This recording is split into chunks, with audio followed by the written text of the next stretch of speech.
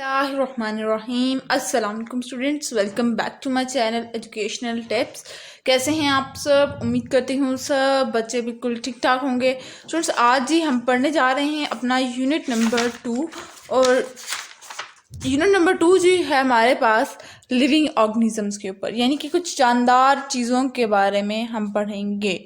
Living organisms, अब यहाँ पर लिविंग ऑर्गेनिजम्स की डेफिनेशन है living things respond to sound, light और टच, यानी कि ऐसी जानदार चीज़ें जो कि हमें रिस्पॉन्स करती हैं, हमें उसका नतीजा बताती हैं। यानी कि अगर मैंने आपसे कहा येस तो आपने कहा येस, ठीक है, येस ये हुआ था। मैंने कहा क्या ये हुआ था, आपने कहा हाँ हुआ था, ठीक है। यानी कि आपने रिस्पॉन्स दिया अपना, आपने अपनी तरफ से एक मैसेज मुझे कन्वे किया, ठीक है। उसके बाद जो कि हम एक साउंड से प्रोड्यूस हुआ। मैंने आपसे कहा आपने क्या मेरी रीडिंग सुनी, ठीक है, आपने कहा yes, it means it's sound से आपने मेरी साउंड से आपने अपनी साउंड्स को मिलाया, ठीक है। उसके बाद फिर उस एक लाइट के ऊपर जो रिस्पॉन्स करती है वो लिविंग थिंग्स, और जिनको हम टच कर सकते हैं उन लिविंग थिंग्स को हम क्या कहते हैं, हम उनको लिविंग ऑर्गेनिजम्स का नाम दे देते हैं। अब पेज नंबर 8 पे आ जाइए। पेज नंबर 8 पे क्या है? All living things have ways of taking in the substance that they need to grow and survive. अब ये बात सब बच्चों को बहुत ज़्यादा वेरी क्लियर हो चुकी होगी कि हर लिविंग थिंग को, ये तो हम लोग बचपन से पढ़ते आ रहे हैं कि हर लिविंग थिंग को कुछ ना कुछ अपने खुराक चाहिए होती है ताकि वो सर्वाइव कर सके। चाहे वो हमारे पास एनिमल्स हैं, हमारे पास ह्यूमंस हैं, या हमारे पास प्लांट्स हैं, या हमारे पास वो स्मॉल बैक्टीरिया है, सेल है, इन सारी चीज़ों को कुछ ना कुछ खुराक चाहिए होती है जिसके थ्रू वो जिंदा रह सकते हैं, क्योंकि जब तक हमारी बॉडी के अंदर एनर्जी नहीं है तब तक हम लोग कुछ भी नहीं कर सकते।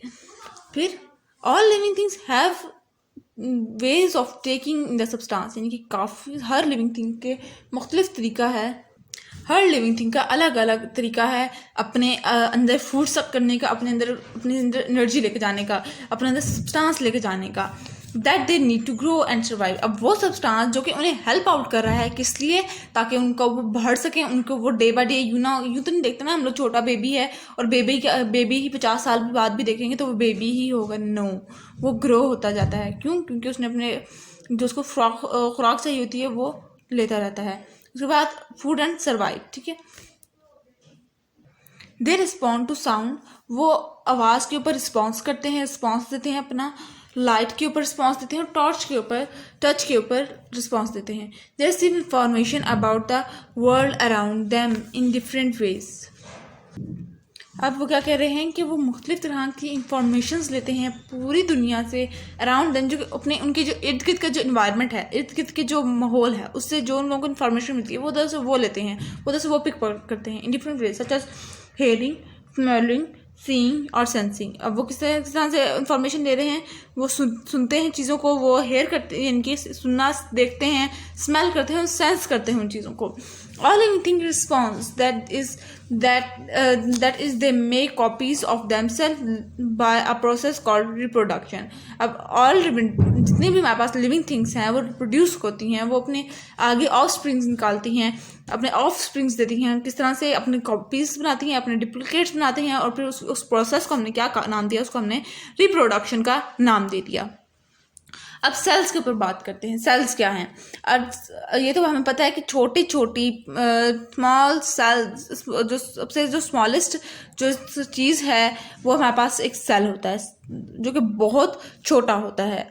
All plants, animals and other living things are made up of cells. जितने भी हमारे पास प्लांट्स हैं, एनिमल्स हैं और बाकी जो लिविंग थिंग्स हैं वो किससे बनी हुई हैं? वो हमारे पास सेल्स से बनी हुई हैं। Cells are living thing that feed, जो सेल्स वो लिविंग थिंग्स हैं जो कि फीड करते हैं, रिप्रोड्यूस करते हैं, एंड रिस्पॉन्ड और रिएक्ट टू देयर सराउंडिंग, और फिर वो अपने इर्द गिर्द के माहौल के ऊपर रिस्पॉन्ड करते हैं, उसके ऊपर कोई ना कोई शो करते हैं अपना रिजल्ट।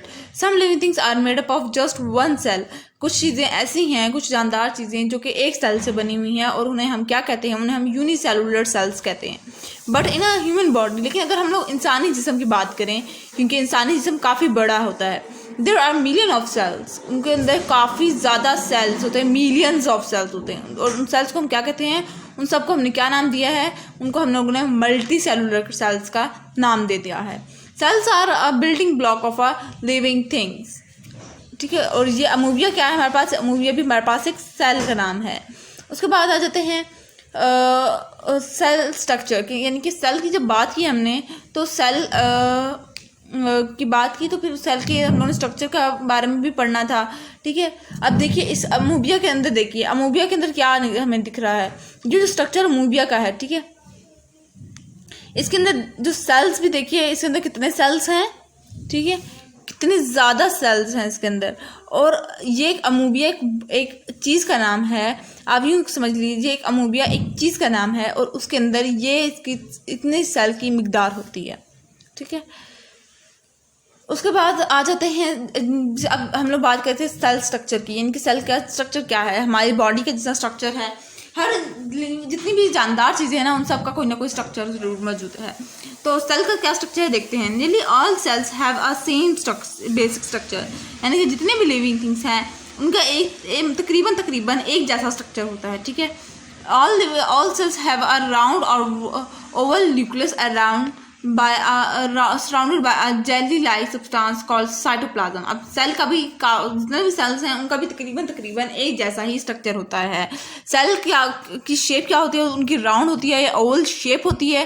राउंड या ओवल शेप का उनके पास क्या होता है, उनके पास अपना एक न्यूक्लियस होता है जिसने सराउंड किया होता है, जिसके इर्द गिर्द क्या होता है, एक जेली लाइक सब्सटेंस होता है, जिसको हम क्या नाम दे देते हैं, उसको हम लोग साइटोप्लाज्म का नाम दे देते हैं।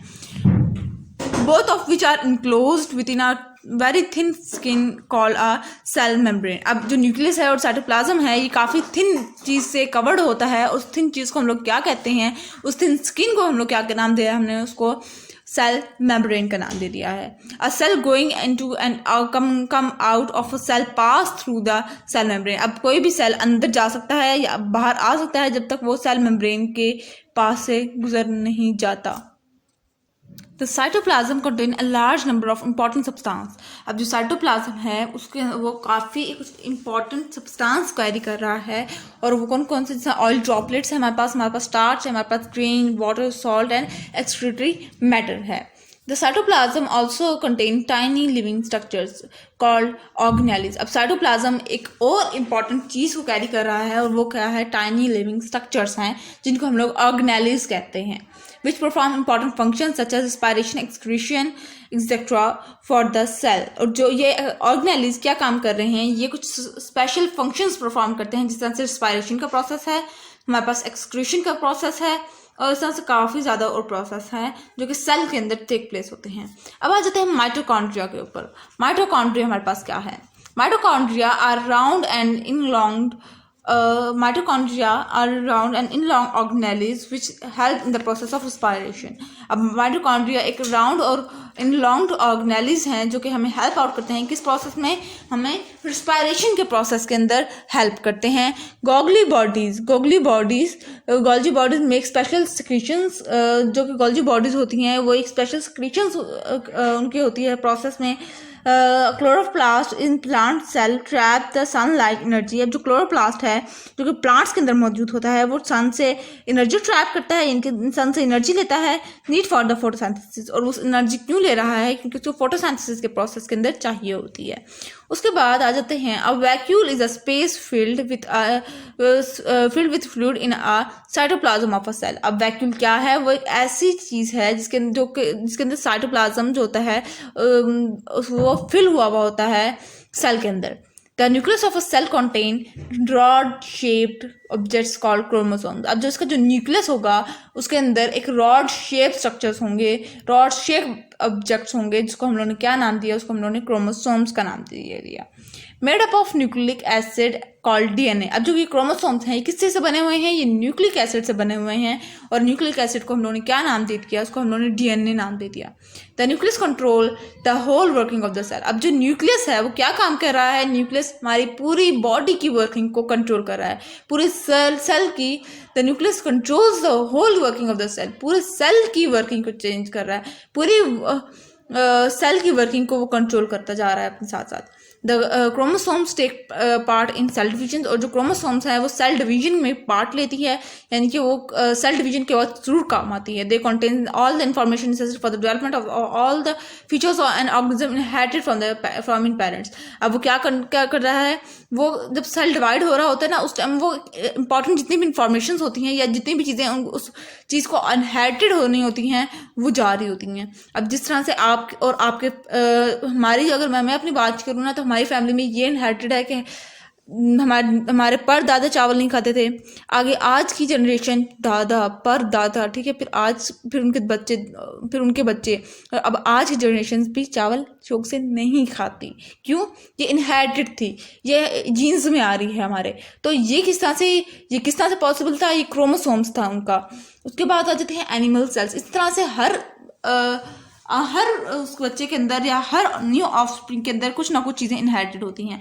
अब इसी तरह से कुछ लोगों के बाल कम होते हैं, बाल नहीं होते सही तरह से, उनके हेयर्स सही तरह से स्ट्रांग नहीं होते, बहुत थोड़े से बाल होते हैं, ठीक है। तो अब उसने कहाँ से लिया? तो उस बच्चे ने अपनी ननियाल वाली साइड से, यानी कि नानी अम्मी वाली साइड से इनहेरिटेड है, ये दादा वाले ददियाल से उसकी इनहेरिटेड है, ठीक है। अगर ननियाल से इनहेरिटेड है तो भी बच्चे के अंदर है, और ददियाल से इनहेरिटेड है तो भी बच्चे के अंदर कुछ ना कुछ सिमिलैरिटीज होंगी, जिसके थ्रू हम लोग कहते हैं ना कभी कभार कि यार ये तो बच्चा फलां की तरह दिखता है, ठीक है। वो क्यों कह रहे होते हैं? क्योंकि उसको वो चीज़ इनहेरिटेड मिली होती है, कुछ के नक्शे जो होते हैं फेस के वो इनहेरिटेड होते हैं।